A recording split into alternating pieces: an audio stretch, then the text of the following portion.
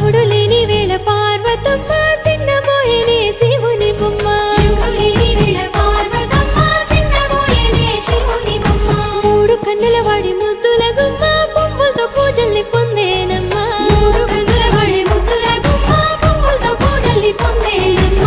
గౌరమ్మే బతుకమ్మై ఎత్తుకొని వచ్చనే నెత్తిపై మేఘాలు ఏడేడు సంద్రాల ఎదరు పొంగిన నీళ్లు తీసుకొని వచ్చనే తిరుగుతూ వాగులు నురగలై పొంగెనే చెరువుల తూములు ఉత్తరం దక్షిణం నువ్వెక్కిపోతుంటే తంగేడు బొమ్మలు బంగారమై చూస్తే